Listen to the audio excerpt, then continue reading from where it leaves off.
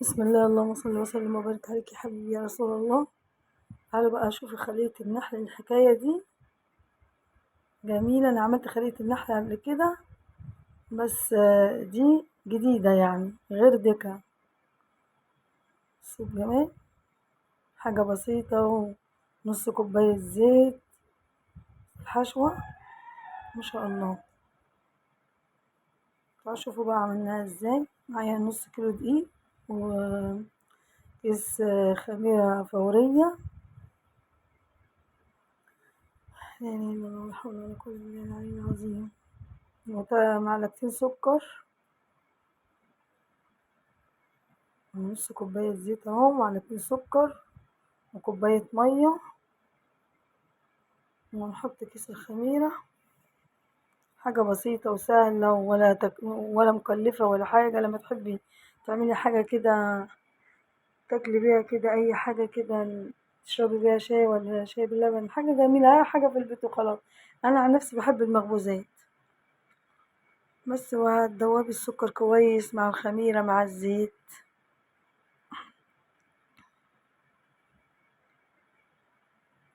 وتحطي بقى قد ايه بقى بالتدريج. دي معلقة بيكنج باودر لو حابة تحطي، يعني مش حابة اختياري، مش حابة خلاص. وده لبن بودرة، لبن بودر. حط كده معلقتين حلوين لبن بودر، لأن هي مش داخلها حاجة يعني. وذرة ملح. لا إله إلا الله، ولا حول ولا قوة إلا بالله العلي العظيم. وتقلبي كده وتشوفي بقى العجينة بتاعتك، هتحطي دقيق هتحطي مية. طبعا العجينة في ايديكي وانت هتشوفي. انا طبعا فصلت الكاميرا وعجنتها يمكن 10 دقايق، عشان هي لازم تتعجن لما تبقى ناعمة معاكي وكويسة كده. طبعا بحط برضو المية والدقيق بالتدريج كده زي ما انتوا شايفين. لازم يبقى عندك الدقيق كده جنبيكي وميتك جنبيكي، ومية على فكرة من الحنفية على طول. مش طبعا الدنيا حر يعني، لو شتا كنا عملنا. شوف هي بتبقى عجينة طرية كده وحلوة بس مش بتلزق يعني، بس هي بتبقى طرية عشان تبقى هشة معاكي. بس عاملة ازاي ما شاء الله. بس وهنحطها بقى وهنغطيها وهنسيبها تخمر، وبعد كده نرجع تاني ان شاء الله نشوف هنعمل ايه. حبة زيت كده بس عشان خاطر لما نغطيها.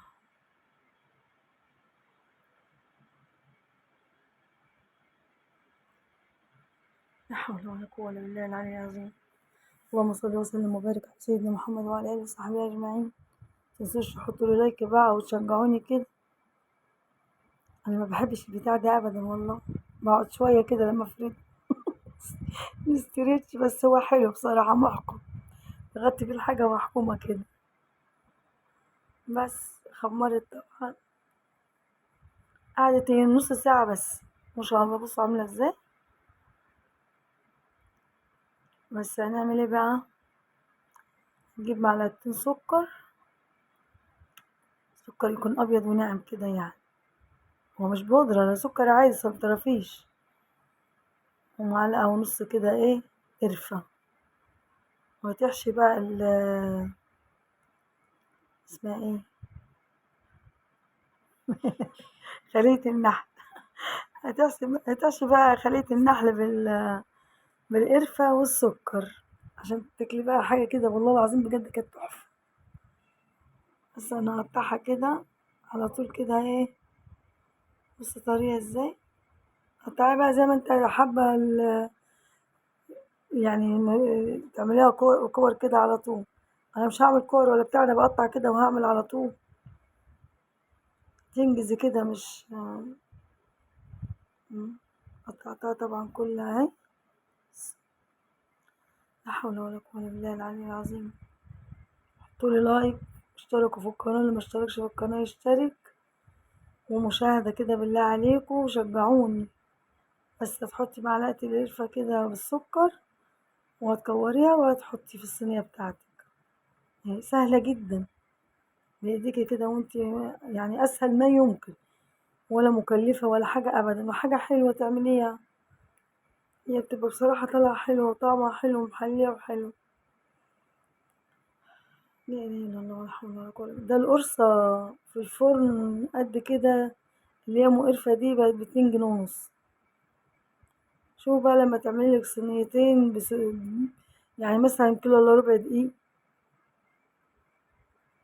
هيعملك صينيتين ولادك ياكلوا فيهم قد كده. ما تكسلوش اعملوا.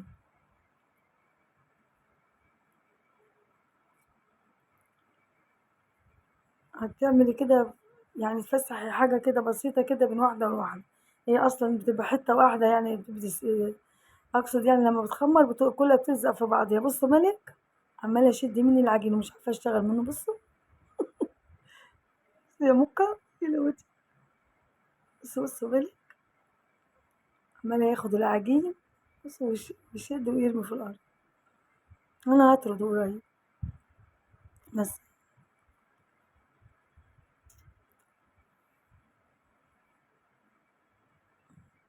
هتسيبيها بقى لما تخمر خالص. بس خمرت ازاي؟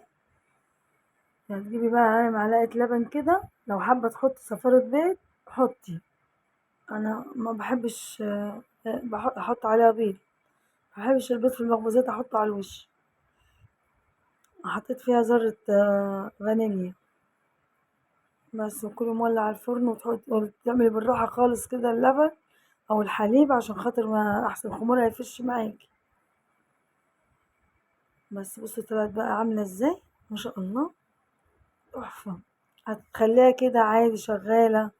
انا بقى كان عندي في الفريزر شوكولاتة بيضة كده من بدري والله. الشوكولاتة دي في الفريزر طلعتها بكيسها زي ما هي كده، خليتها ساحت ورحت رش عليها كده يعني حاجة كده جميلة. وبرضو صوص شوكولاتة عندي. لو مش عندك ده اختياري، لو مش عندك ما تحطيش براحتك يعني. بس انا حبيت اعمل لها كده منظر تبقى شكلها حلو وتبقى طعمها حلو. بعد كده بس شكلها جميل ازاي ما شاء الله وطالعة ازاي.